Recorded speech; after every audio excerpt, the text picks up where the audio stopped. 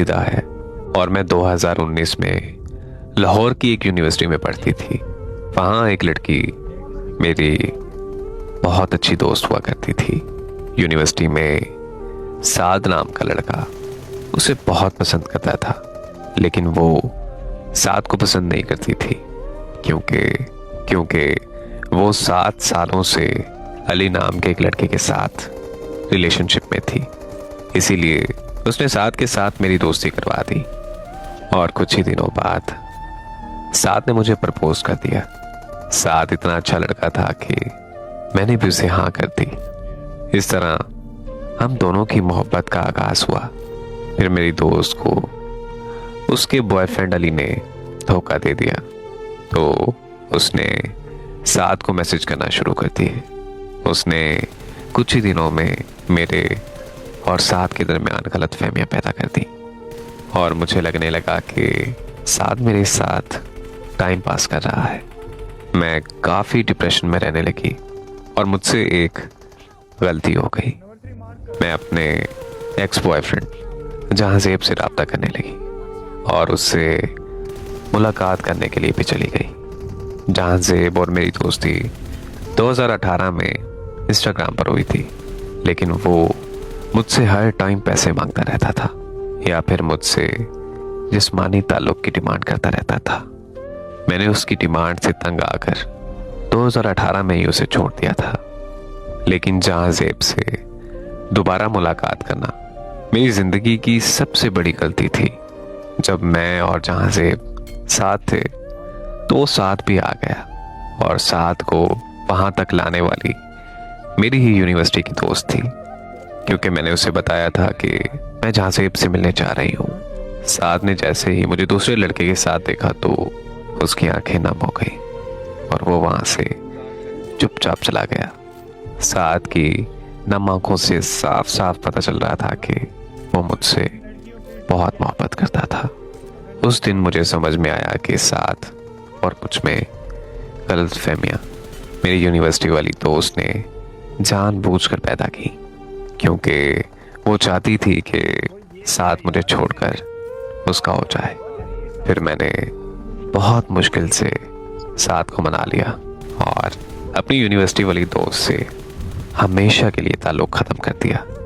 लेकिन वो अपनी हरकतों से बाज नहीं आई और उसने यूनिवर्सिटी में मुझे बदनाम करने की साजिशें शुरू कर दी और ये बात हर तरफ फैला दी कि साथ और मेरे दरमियान जिस्मानी ताल्लुकात हैं। मुझे पता चला तो मैं ये इल्ज़ाम बर्दाश्त नहीं कर पाई और मैंने गुस्से में आकर उस लड़की का सर फाड़ दिया। उस लड़की ने मेरे घर कॉल करके सब कुछ बता दिया। मेरे घर वालों ने मुझसे मेरा मोबाइल फ़ोन छीन लिया और मुझसे पूछे बगैर मेरा रिश्ता तय कर दिया। साथ को जब मेरे रिश्ते का पता चला तो उसने फौरन अपने घर वालों को मेरे घर रिश्ते के लिए भेज दिया, लेकिन मेरे घर वालों ने साफ साफ इनकार कर दिया। फिर मुझे जैसे ही मौका मिला तो मैं साथ से मिलने चली गई। साथ आशिकों की तरह मेरे कदमों में बैठ गया और रोते हुए मुझसे कहने लगा कि प्लीज़ मुझसे निकाह कर लो वरना मैं मर जाऊंगा। मुझसे साथ की हालत देखी ना गई और मैंने उससे निकाह कर लिया। निकाह के बाद मैं घर वापस आ गई और वापस आकर मैंने घर वालों को कुछ नहीं बताया, लेकिन मेरे घर वालों को मुझ पर शक हो गया। वो ये जान गए थे कि मैं साथ से मिलकर आई हूं, तो उन्होंने मुझे बहुत मारा और मुझे एक कमरे में कैद कर दिया। साथ के घर वाले दोबारा मेरे घर रिश्ता लेकर आए, लेकिन मेरे घर वालों ने उन्हें जलील करके घर से निकाल दिया। अब मेरे पास कोई रास्ता नहीं बचा था, तो मैं घर से भागकर साथ के पास चली गई। मेरे घर वाले साथ के घर वालों को ये बोलकर मुझे वापस ले गए कि वो धूमधाम से मेरी शादी करके साथ के साथ मुझे रुखसत कर देंगे, लेकिन ऐसा हरगिज नहीं हुआ। घर जाते ही उनका रवैया मुझसे बदल गया और मेरे घर वालों ने मुझे बुरी तरह मारना पीटना शुरू कर दिया। जब मुझे कोई रास्ता नजर नहीं आया तो आखिरकार मैंने अपने हाथ की नस काट ली। लेकिन मेरी किस्मत अच्छी थी कि मैं उस वक्त बच गई। आखिरकार मेरे घर वाले मेरी रुखसती साथ के साथ करने के लिए मान गए, लेकिन उन्होंने मुझसे स्टाम्प पेपर पर दस्तखत लिए जिसमें लिखा था कि आज के बाद मेरा मेरे घर वालों से कोई रिश्ता नहीं होगा और मैं अपनी खुशी से अपने घर वालों की विरासत छोड़ रही हूं।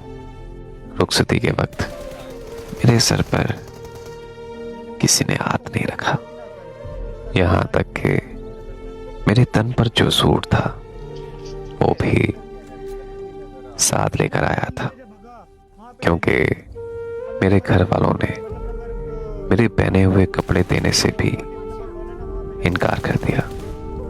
मेरे घर वालों ने मेरे साथ हर किस्म का ताल्लुक खत्म करके मुझे साथ के साथ रुखसत कर दिया।